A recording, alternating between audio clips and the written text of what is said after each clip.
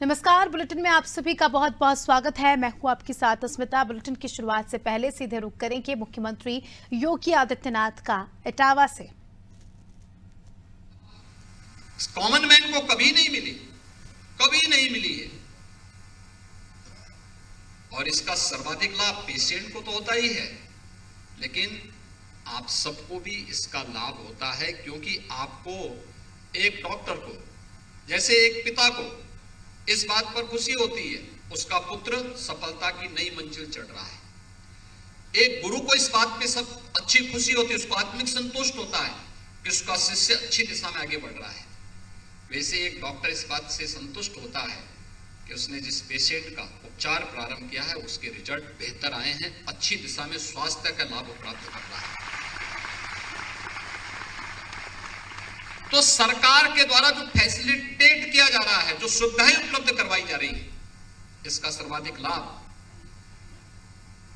Patient के साथ साथ आपको भी प्राप्त हो रहा है। यह ग्रामीण क्षेत्र का एक आयुर्विज्ञान संस्थान है जिसको उत्तर प्रदेश सरकार ने स्थापित किया है। उत्तर प्रदेश सरकार कोई भेद नहीं करती। मुझे याद है पिछली सरकारों ने इस आयुर्विज्ञान संस्थान को नारियल फोड़ करके शुरू तो कर दिया था, लेकिन काम के लिए पैसा नहीं दिया था, टोकन मनी दिया था। टोकन मनी में 1 लाख रुपया दिया जाता था। बताओ 500 करोड़ जहां लगना वहां 1 लाख से काम होता है क्या? तो ऐसे ही होता फिर तो हम भी बोलते हुए डॉक्टर से सबसे कहते हुए काम करते हैं कि आपको टोकन मनी वेतन के रूप में देते हैं, आप जो है बाद में कभी ले लेना, जब हम नहीं रहेंगे तब बाद में ले लेना। क्या ऐसे काम चलेगा? लेकिन हम लोग आए, मैं पिछली बार यहाँ पे कोरोना कालखंड में आया था, मैं देख रहा था यहाँ पे हमारे जनप्रतिनिधिगण थे, सांसद विधायक दोनों लोग यहाँ मौजूद थे। इन लोगों ने कहा कि साहब यहाँ पे जो है सुपर स्पेशलिटी का ब्लॉक बनना चाहिए। मैंने यहाँ का विजिट किया था। यहाँ पे कोरोना कालखंड में पेशेंट को अच्छी सुविधा उपलब्ध करवाने का कार्य युद्ध स्तर पर यहाँ के चिकित्सक कर रहे थे, यहाँ के फैकल्टी मेंबर्स और यहाँ के स्टूडेंट कर रहे थे। मैं लखनऊ गया, बैठक लेकर के हमने कहा भी तत्काल पैसा उपलब्ध कराओ, और मुझे प्रसन्नता है एक समय सीमा के अंदर आज बन करके तैयार हो गया है। 500 करोड़ रुपए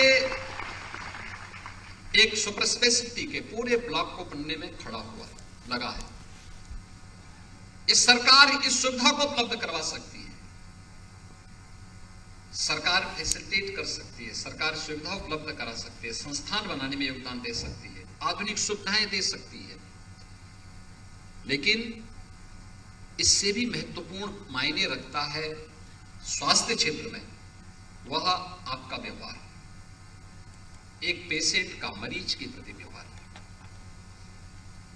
याद रखना, कोई मरीज वह ऐसे वातावरण से आपके पास आता है जहां पे किसी को भी बीमारी के बारे में जानकारी नहीं होती, एक आशंका होती है, व्यक्ति सशंकित रहता है, पता नहीं क्या है, कैसे है। जैसे आप लोग हैं इतनी बड़ी संख्या में, मैं देख रहा था जो यहां पे नियुक्ति पत्र प्राप्त कर रहे थे कार्मिक, उनके चेहरे पे कोई शिकन नहीं थी, कोई भय नहीं था, इटावा का भय नहीं था, आज सिपाही का भी भय नहीं था।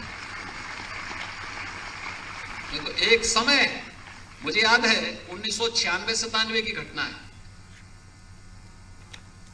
मैं जयपुर से आगरा आना था, मुझे रात्रि हो गई मुझे आगरा में, तो मुझे रात्रि में पुलिस ने कहा कि आप रात्रि में यहां से कानपुर मत जाइए। मैं आपको सही बता रहा हूं, मुझे बोला गया कि आप कानपुर होते मत, बीच में जो रास्ता है कोई घटना घटित हो सकती है। अरे हमने कहा कौन घटना घटित होनी है, और मेरे साथ तो 2-4 साधु ही लोग थे। मैंने कहा मेरे साथ कौन घटना होनी है? कहा नहीं साहब रात्रि को मत जाइए, आप एक काम करना, जब सुबह आराम से जाइए, रात्रि को आप यहीं रुकिए। तो मुझे रात्रि को इटावा वहां रुकना पड़ा था, आगरा में रुकना पड़ा था। और आज आप देख रहे होंगे कि आगरा के सांसद यहाँ के सांसद,